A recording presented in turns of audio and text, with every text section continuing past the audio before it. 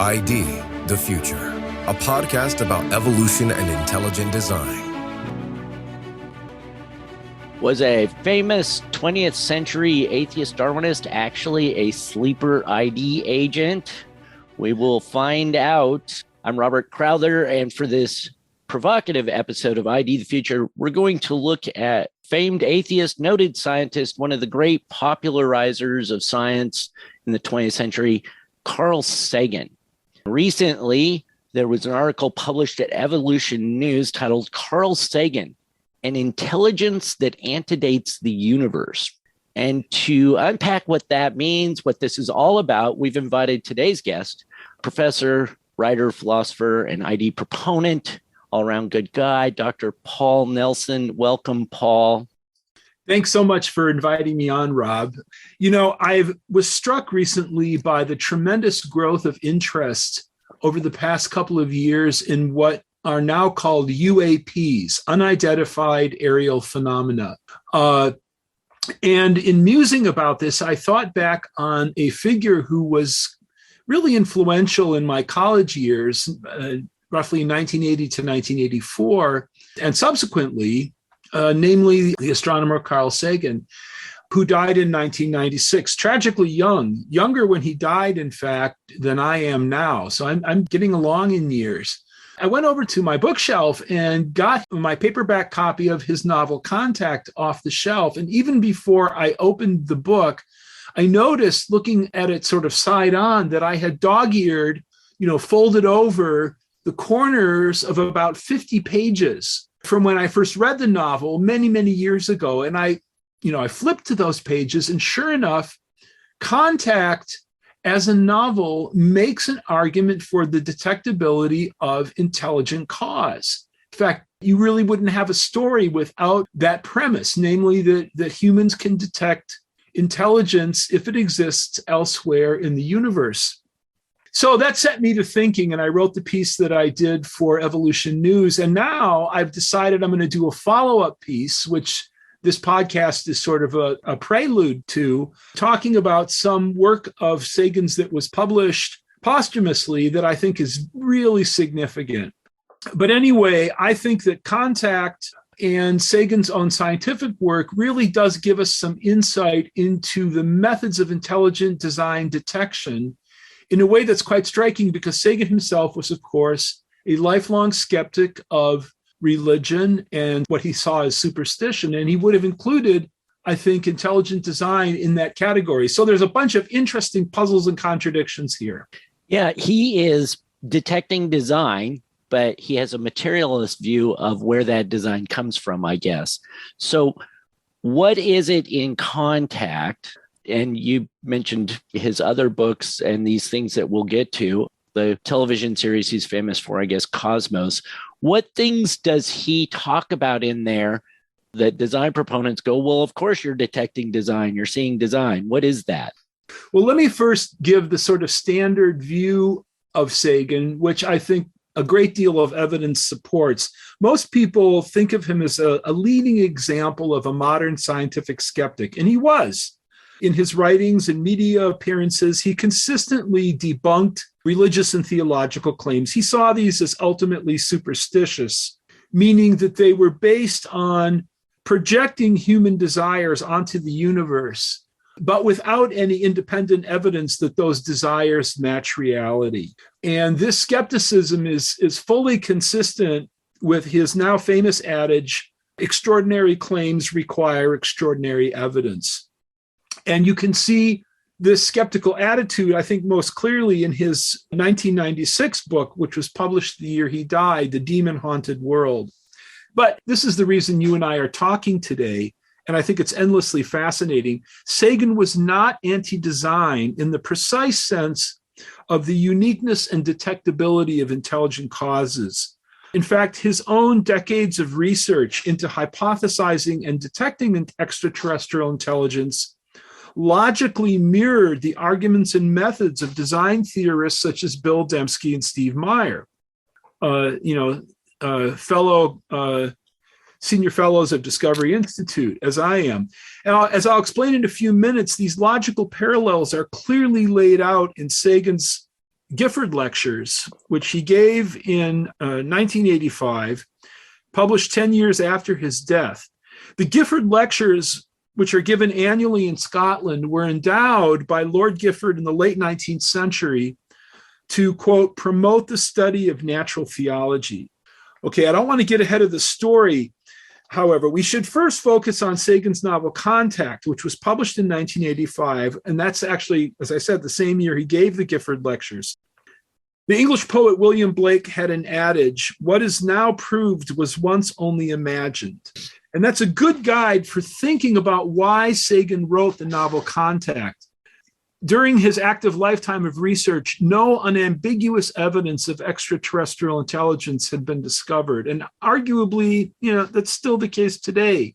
Although at the end of our conversation today, I'll describe what I think is a major shift in scientific attitudes towards SETI, the search for extraterrestrial intelligence, a shift that's occurred really in the last couple of years. Anyway, what's the point of an aphorism such as "what is now proved was once only imagined"?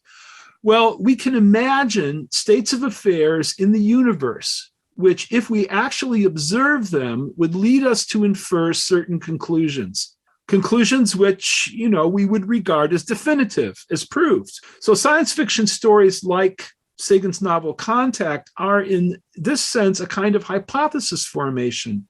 And what's really interesting to me is Sagan's own SETI hypothesis emerges, ironically enough, from his philosophical naturalism. So as he puts it in the television series Cosmos on PBS, quote, "The cosmos," and by that he means the physical universe, "the cosmos is all there is or was or ever will be," close quote. It's kind of I wouldn't say a mantra necessarily, but it's definitely has kind of a creedal quality. In fact, it sounds curiously like the last phrase of the Gloria Patri in the Latin Rite liturgy, "as it was in the beginning, is now, and ever shall be." So this is a kind of metaphysical statement of the whole of reality for Sagan. So within that framework, he's got this philosophical naturalism, and it makes claims about the history of life, like the origin of life. So cells arose via a discoverable physical process involving only physics and chemistry, undirected causes. And this process of life emerging was not a miracle or even a small probability event. Then intelligent life itself is the outcome of a long evolutionary pathway from these strictly chemical beginnings. And then these evolutionary pathways almost certainly occurred on many other planets throughout the galaxy and the universe. Okay, so if you have that framework and you take something like the Drake equation, which is the product of a series of independent variables that gives you the overall probability of the existence of intelligent life elsewhere. It's a sort of standard framework for SETI research. If you put the right numbers into the Drake equation, Sagan thought, the probability would be high that intelligent life, which is capable, like we are, of manipulating the electromagnetic spectrum, focusing radio waves, for instance, to carry a signal out into space. Sagan thought the probability was very high that such intelligence exists elsewhere in the galaxy, in the universe. And furthermore, it wants its existence to be known. These intelligences, if they exist, want their existence to be detected, in other words. So here's how he put it in the Gifford Lectures. He says, "If there's an affinity between these advanced beings and ourselves," close quote, "we should be able to discover their existence in physical evidence, like incoming electromagnetic radiation." So Sagan builds all of this into the structure of the novel Contact, along with, and this is critical to the logic of the story, philosophical arguments about the nature of mathematical objects, such as pi or prime numbers. So I don't want to spoil the listener's fun if he or she has never read Contact. I don't want to give away how pi and prime numbers play their role in the story.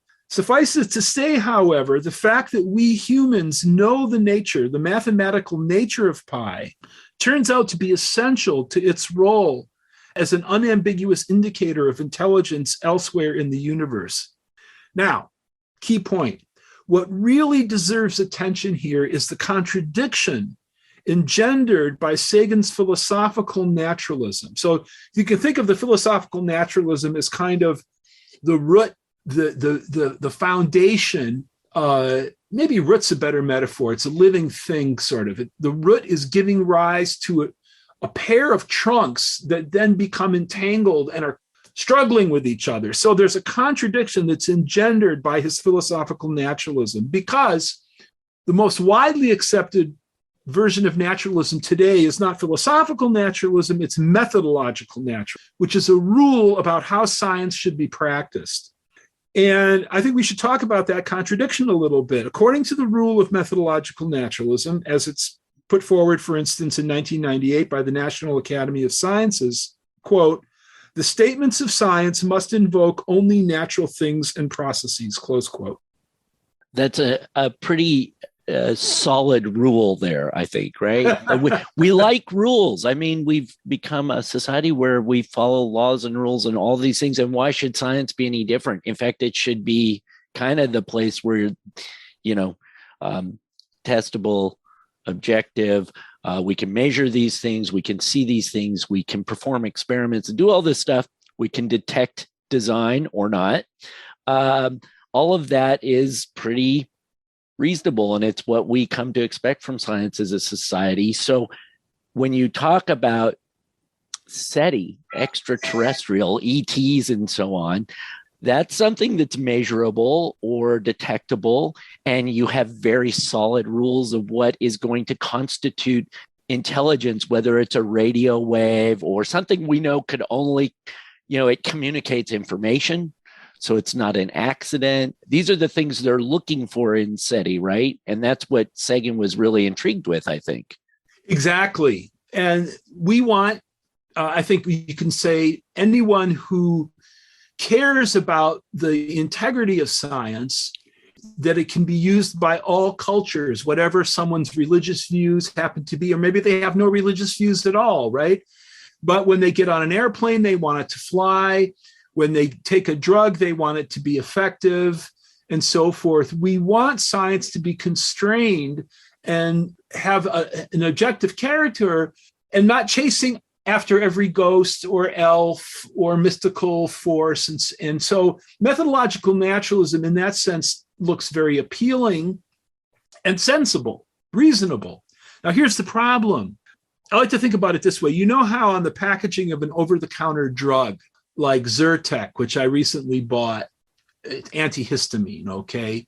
You look on the label on the box, and the manufacturer will list the active ingredients, which often turn out to be only a small fraction of the total composition by mass of the pill that you're buying, right? It's maybe actually, in terms of mass, it's only a fraction of a fraction, right?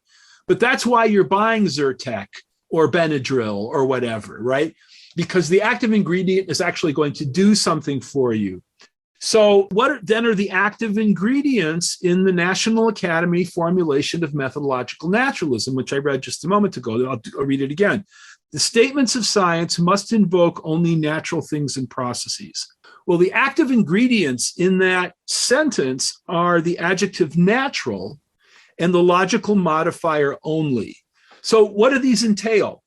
Well, natural in this particular context means ultimately deriving from physics, bottom up, from non-intentional, undirected, autonomous, mathematically describable causes that can be captured in equations, or as the late Nobel laureate in physics, Steven Weinberg, said, in one final theory, resting perhaps on one final equation, right?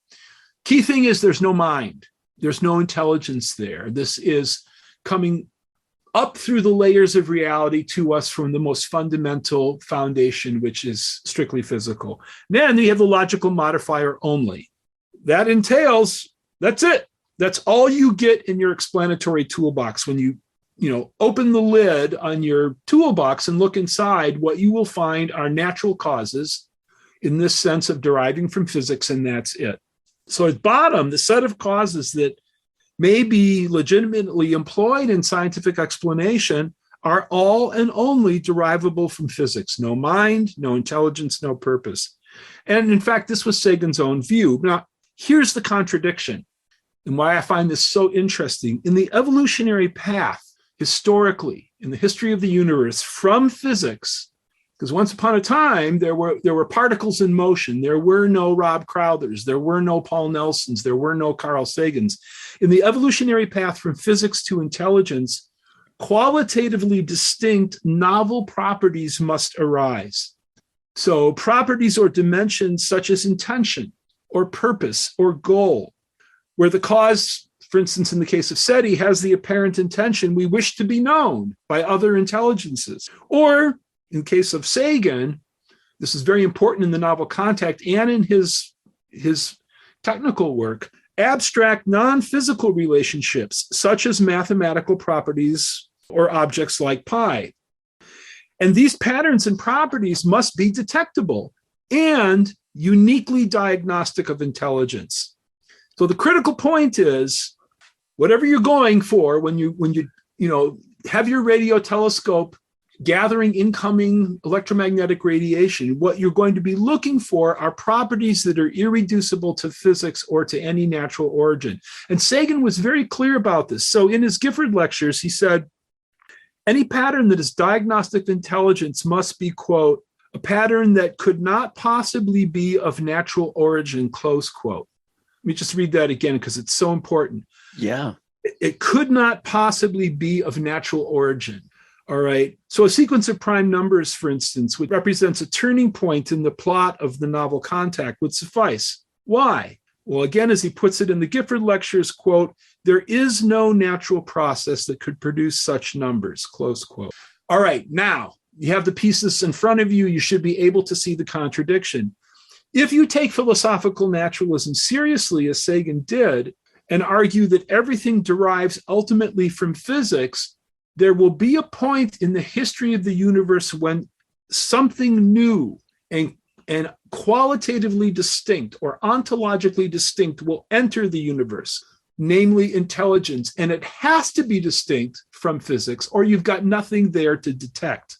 And it will arise, this property of intelligence will arise in what's effectively a novel and unpredictable way on the path from physics to intelligence. And you need for that property, that irreducible property, to be there, because after all, that's what you're fishing for. That's what you're looking for. And right now, okay, around the globe, radio astronomers are looking at all kinds of puzzling phenomena. And what they are doing is saying there's an undiscovered physical cause, right? So I think you may know that when pulsars were first discovered in the 1960s, for a period of many months, they were thought to be possibly of artificial origin, of intelligent origin, because of the extreme regularity of the signal, or the pattern, right? And it was later realized that this was caused by the very rapid spinning of, I believe, a neutron star. I'm not 100% sure about that. In any case, these puzzles that radio astronomers are looking at, they are saying, we know that there's a physical explanation out there. We just have to find out what it is. What Sagan is saying is, if intelligence is real, you will not be able to give a physical account of it. You'll have to say there is a mind at the other end. There's an intelligence at the other end. And the only way you can say that logically is if intelligence has properties that are irreducible to physics. So this is what I think is so interesting, because what happens is philosophical naturalism and methodological naturalism end up crashing head on into each other. I think we have a word for that, or two words: intelligent design. It's quite amazing. I mean, he is fully believing and embracing this idea that there can only be a natural cause, and at the same time saying there is only a non-natural cause that can bring this about, namely an intelligent source of some sort, a mind, whatever. And it's quite amazing, is the only word I can think of when you think about where he's coming from, and that he would understand this problem so uniquely and so intuitively and deeply, and then just puts this blinder on himself which I think he knows he's doing, and says, nope, this is all there is, all there ever was, all there ever will be. And yeah, it does sound a lot like intelligent design that we've had a lot of people talking about for so many years. And this idea that humans are uniquely able to detect that design. Yes. Right. So if nothing was able to detect it, what would be the point? So yeah, these are interesting. And when you think of Carl Sagan, you just don't think he would be saying these things quite that way. And then when I think about it, I think, yes, exactly. He has to say it that way.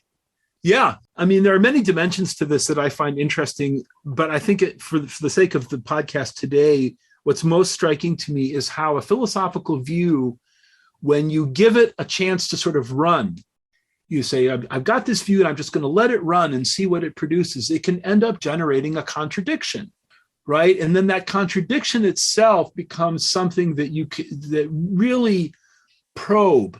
And I mean, you could really run a whole college course on looking at the dimensions of this contradiction. But only in certain colleges. Only in certain colleges, unfortunately. But let me just look at one aspect that I don't want to be accused of misrepresenting Sagan. There's no question that he was a skeptic of the intelligent design ideas of his time. So in his Gifford lectures, for instance, he goes after Fred Hoyle, the late British astronomer, and they may have known each other personally. I'm not sure about that. But Hoyle in the 80s was publishing books and articles arguing that the DNA information content of even a single bacterium could not be explained bottom up from physics and chemistry. He was arguing, in effect, for intelligent design of life, not in a theological way, but beginning with this sort of analysis of what does it take to be a cell and what kind of information do you need and so forth. And Sagan didn't buy that.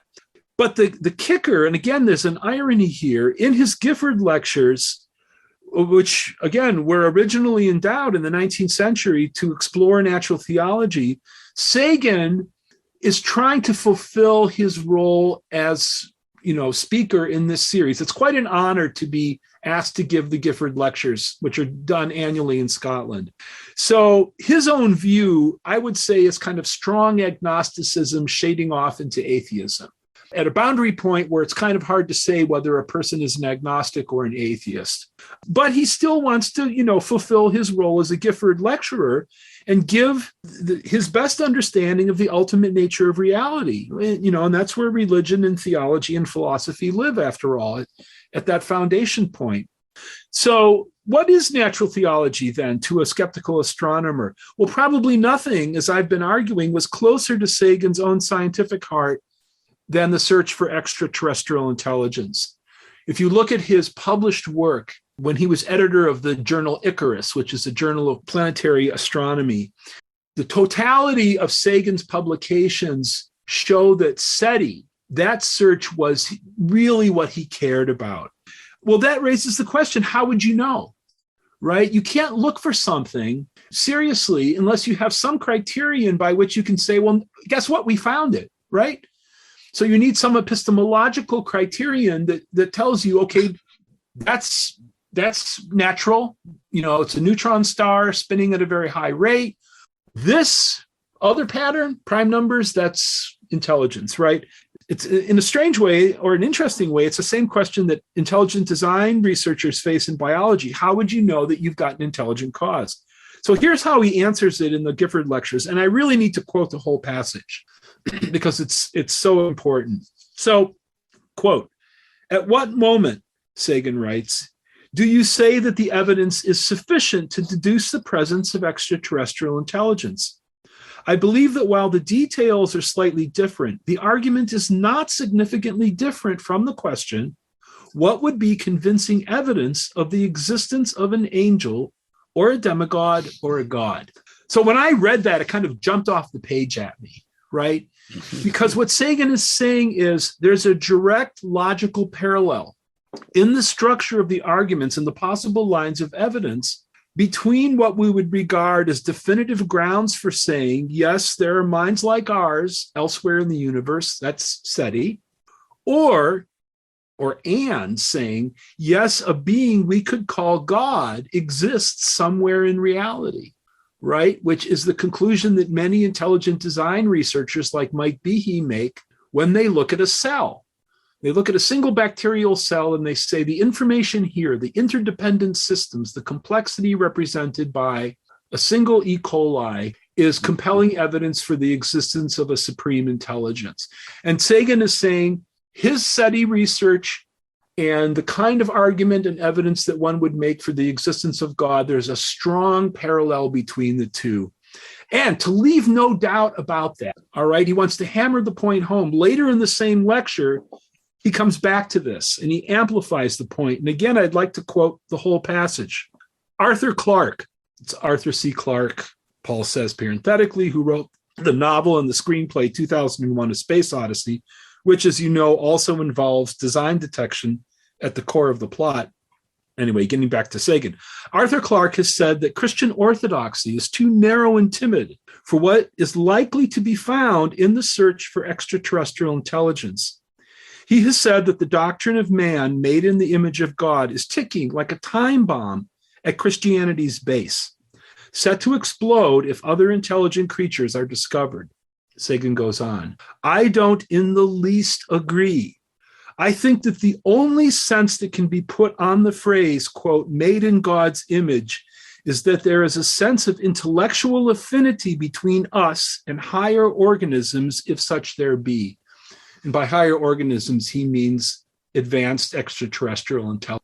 Okay, close quote. Now, what is that intellectual affinity exactly? Well, we find it in mathematics, Sagan thought. For instance, in being able to grasp the truth that pi, the ratio between the circumference of a circle and its diameter, is a transcendental number. This was deeply significant to him. Mathematics for Sagan was, effectively a universal language, an expression of fundamental rationality, which would have been shared by any intelligence anywhere in the universe or even beyond the universe, as he says at the close of the novel Contact. So bottom line, and again, I'm going to do a follow-up article on this for Evolution News because of what I've discovered in the Gifford lectures and elsewhere in Sagan's work. Without question, Sagan was an opponent of organized religion. And if he were alive today, he would not be a fan of the Discovery Institute. Let's just be honest about that. But, big but, okay? Without question, he was a proponent of our ability, even if only in principle, to detect intelligent causation. And I think, many years now after his death, I've really come to appreciate this fascinating contradiction in his work and in his own thinking. And maybe it isn't really a contradiction at the end of the day.